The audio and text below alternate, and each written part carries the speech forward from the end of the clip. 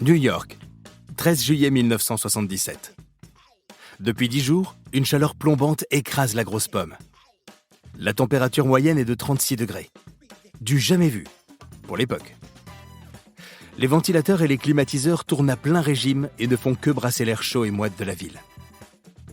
L'odeur des pots d'échappement mélangée à celle des ordures qui suintent sur le bitume chaud rend l'atmosphère encore plus irrespirable.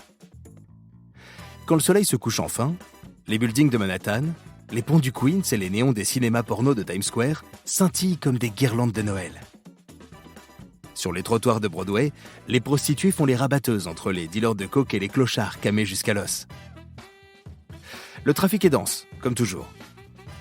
Les taxis jaunes parcourent à grands coups de klaxon les avenues qui quadrillent la ville et s'enfoncent dans les tunnels qui mènent à Chelsea ou au New Jersey. Sous terre, dans les rames de métro couvertes de graffitis, des milliers de New-Yorkais et de touristes parcourent la ville dans une chaleur étouffante. Les lumières qui clignotent rendent l'endroit encore plus glauque qu'il ne l'est déjà. Si les journées sont insoutenables, les nuits sont tout aussi suffocantes. Ce soir-là, au-dessus de la Statue de la Liberté qui illumine la baie, d'épais nuages noirs menacent. Un orage approche, avec la promesse d'apporter avec lui un peu de fraîcheur. Une bonne pluie ne serait pas de trop.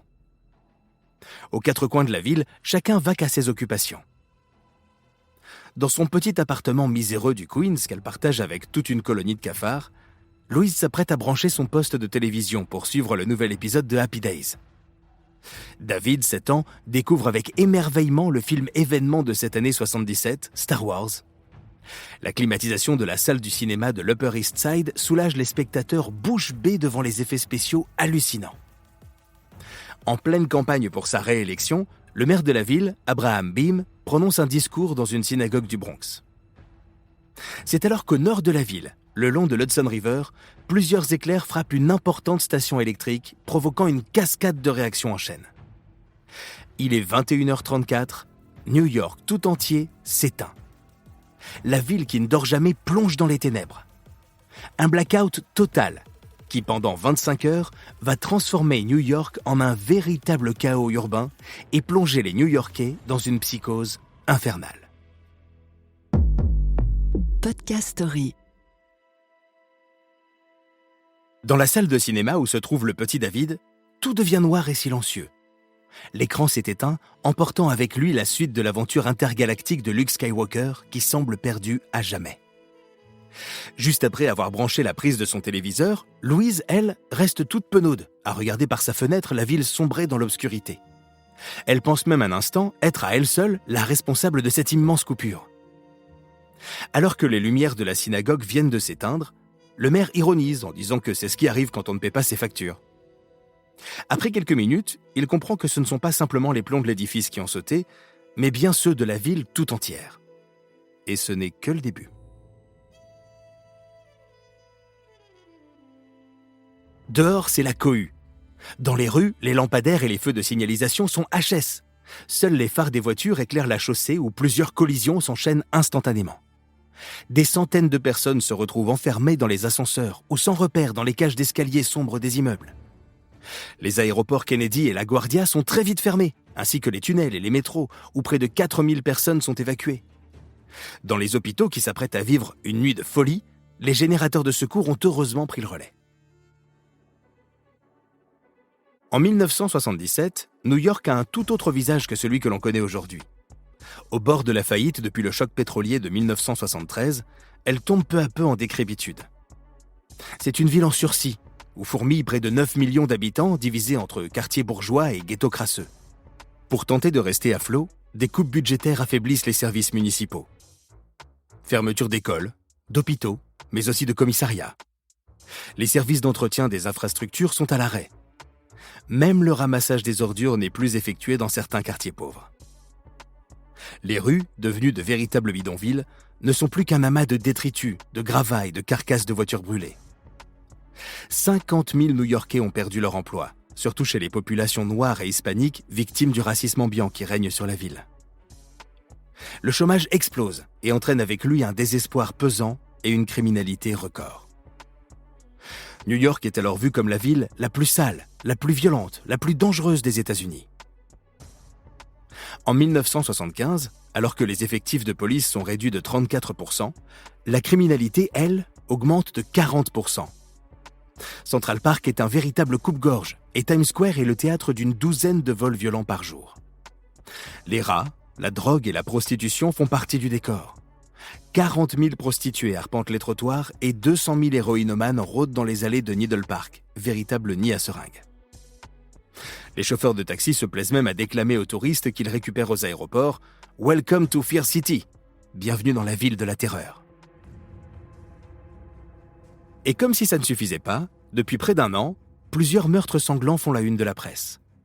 Un tueur en série sème la terreur dans les quartiers du Bronx et du Queens. Malgré une impressionnante chasse à l'homme, la police ne parvient pas à mettre la main sur celui qui se fait appeler le fils de Sam. Au volant de sa Ford Galaxy jaune, il rôde de nuit à la recherche de ses victimes sur lesquelles il tire à bout portant. Il attaque régulièrement des jeunes couples qui flirtent dans leur voiture, mais aussi des jeunes femmes seules. La police constate d'ailleurs que la plupart d'entre elles ont les cheveux longs et bruns. La rumeur se propage et les salons de coiffure se retrouvent pris d'assaut. Pour espérer ne pas être prises pour cible, beaucoup de jeunes femmes brunes se coupent les cheveux ou se teignent en blonde. 3 semaines seulement avant le blackout, le fils de Sam tire sur un couple à la sortie d'une boîte de nuit. Son ombre plane sur New York. Quand frappera-t-il à nouveau ? Chez les habitants, la peur vient s'ajouter à la colère qui s'apprête à exploser. Au début de la panne, l'ambiance est plutôt bon enfant. Certains s'improvisent agents de la circulation en utilisant des lampes de poche. Les bars et restaurants décident de rester ouverts et déménagent leurs tables sur les trottoirs. Dans les foyers, les familles finissent leur repas à la lueur de quelques bougies. Mais la chaleur caniculaire est encore plus lourde sans clim et sans ventilateur. C'est dans cet état de surchauffe qu'ont démarré les premiers incendies dans les quartiers pauvres du Bronx, du Queens et de Harlem. Des pâtés de maisons entiers s'enflamment. 35 blocs, rien que le long de Broadway, partent en fumée ce soir-là. La police et les pompiers, trop peu nombreux, sont très vite débordés quand commencent alors les émeutes et les pillages. Des dizaines de milliers de personnes prennent d'assaut les boutiques des quartiers les plus défavorisés de la ville. Les rideaux métalliques sont éventrés et les vitrines brisées à coups de pierre. « C'est Noël, crient certains d'entre eux.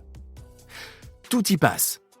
Les épiceries, les boutiques d'électroménager, de vêtements, de meubles, les boucheries et même une concession automobile où 50 Pontiacs sont dérobés. Des femmes se précipitent sur les aliments pour bébés ou les couches. Certaines attachent même des caddies ensemble avec leurs collants pour emporter un maximum de choses. L'état d'urgence est déclaré.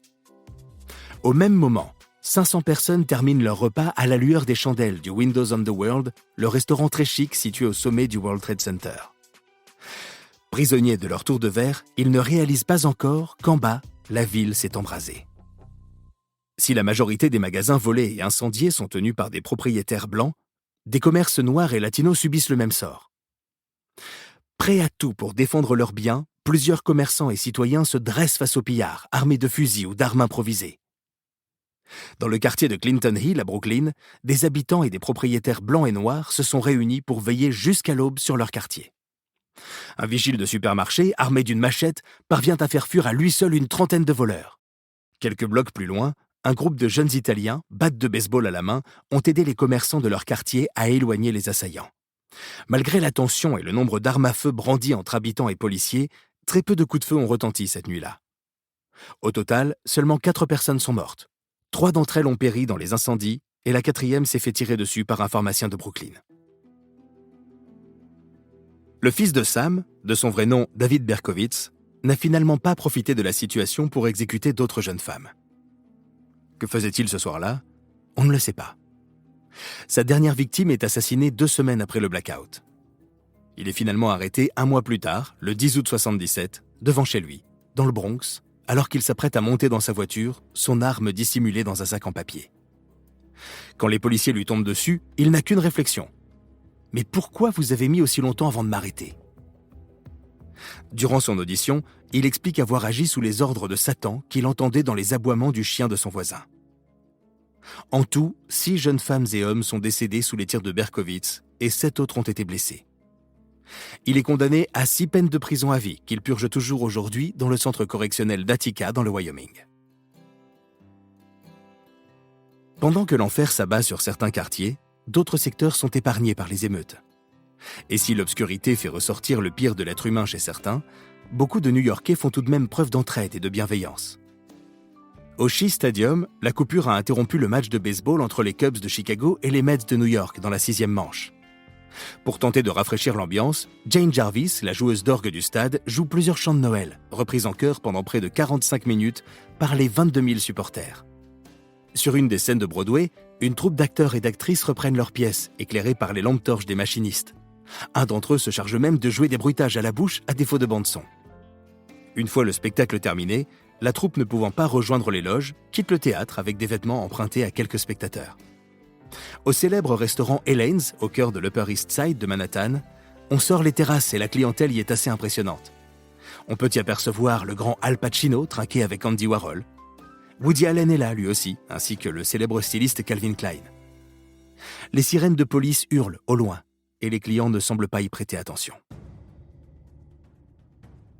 Le lendemain, quand le soleil se lève, New York a des allures de champ de bataille. Il fait toujours aussi chaud et humide.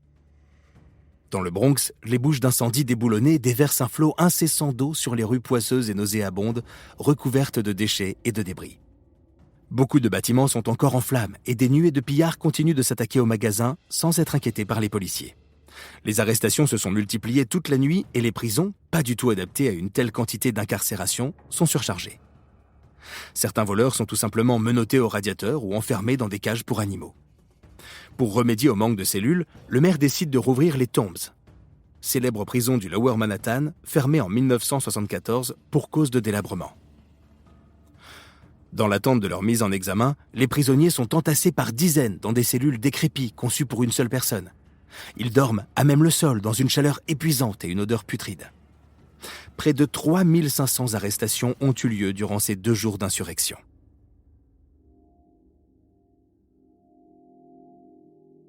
Au fil de la journée, les lumières se rallument et les pales des ventilateurs reprennent leur souffle. Le Queens est le premier quartier à retrouver l'électricité, suivi par une partie de Manhattan. Il faut attendre 22h39 pour que l'électricité soit rétablie dans toute la ville. Entre-temps, les incendies ont été maîtrisés et les émeutes se sont apaisées. Dans certaines rues, comme à la fin d'un match de football, jeunes noirs et flics blancs s'échangent même quelques mots, se saluent d'un léger signe de main. Chacun rentre chez soi, épuisé et soulagé. La nuit tombée, le calme est revenu à New York. Noël est terminé, déclame avec mélancolie un adolescent de Harlem, une paire d'Adidas neuves aux pieds.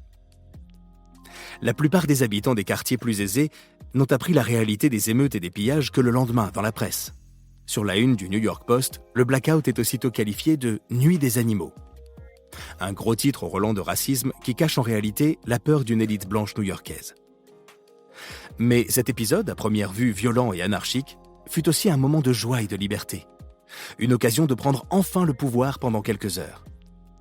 Dans les ghettos aussi, on a improvisé des fêtes de quartier. Pour ne pas gâcher la nourriture congelée, les habitants ont allumé des barbecues et partagé quelques hot dogs sur les trottoirs. Des musiciens amateurs et professionnels ont joué toute la nuit, éclairés par les phares des taxis. Car malgré la précarité et l'insécurité ambiante, New York reste une ville festive et en pleine mutation culturelle. Au début des années 70, l'arrivée de plusieurs mouvements musicaux fait de New York le berceau de nouvelles scènes musicales. Et le blackout va avoir une répercussion inattendue sur la musique, la société, le monde. 3 mois avant le blackout, la vague disco a déferlé sur la Big Apple. Les pantalons pas de def et les chemises pelle à tarte font leur apparition. Le Studio 54 devient la discothèque phare de la ville où se presse tout le gratin de New York. Mais cette vie nocturne reste trop chère et trop élitiste pour la jeunesse des ghettos qui préfère inventer son propre style musical, le hip-hop. Les premiers DJ parviennent à se faire un nom dans le Bronx en organisant des block parties. Ils raccordent illégalement leurs sonos aux lampadaires du quartier. Les enceintes poussées à fond, les pionniers du scratch, du break et du remix font des envieux. Le problème, c'est qu'une telle musique demande énormément de matériel.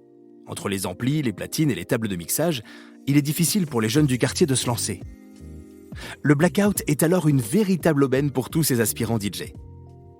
Ce soir du 13 juillet 1977, le duo disco Wiz et Grandmaster Caz entament leur set après avoir installé leur sound system improvisé au 183 Street Park. Le concert est alors très vite interrompu par la coupure de courant. Les vinyles se mettent à ralentir et les lampadaires s'éteignent les uns après les autres. Très vite, tout le quartier s'embrase et les boutiques d'électronique sont les premières à être dévalisées. Dans les jours qui suivent, de nouveaux groupes armés de matériel dernier cri et flambant neuf font leur apparition aux quatre coins de la ville. La révolution hip-hop est née. Un coup de pouce du destin qui lui a permis d'exploser à une vitesse folle et de transformer la violence et la colère de toute une génération en une véritable énergie créative et positive. Mais le chaos qui s'est répandu sur New York durant ces 2 jours a laissé la ville encore plus fragilisée qu'elle ne l'était avant. Sur les 1600 magasins pillés ou incendiés, beaucoup ont mis la clé sous la porte. 1037 incendies ont réduit une grande partie de la ville en cendres. Et les dégâts ont été estimés à près de 300 000 millions de dollars. Il faudra plusieurs années avant que New York ne se relève et devienne la mégapole moderne, puissante et sûre qu'elle est aujourd'hui. Le blackout de 1977 a mis en lumière de nombreux problèmes d'inégalité sociale, d'exclusion et de pauvreté. New York était sur le point d'exploser de l'intérieur et la foudre n'a été que l'étincelle qui a fait brûler la ville pour mieux la faire renaître de ses cendres. En 2003, un nouveau blackout a frappé une partie de New York sans causer trop d'incidents. Ce soir-là, la mairie et les pompiers ont reçu énormément d'appels d'habitants inquiets de voir dans le ciel d'étranges lueurs. Il s'agissait tout simplement de la Voie lactée. Dans la ville qui ne dort jamais, il faut éteindre la lumière pour voir les étoiles. Podcast Story. On a tous une histoire à écouter. Ne manquez aucun épisode de Podcast Story. Abonnez-vous et mettez 5 étoiles sur Podcast Addict, Amazon Music ou Spotify.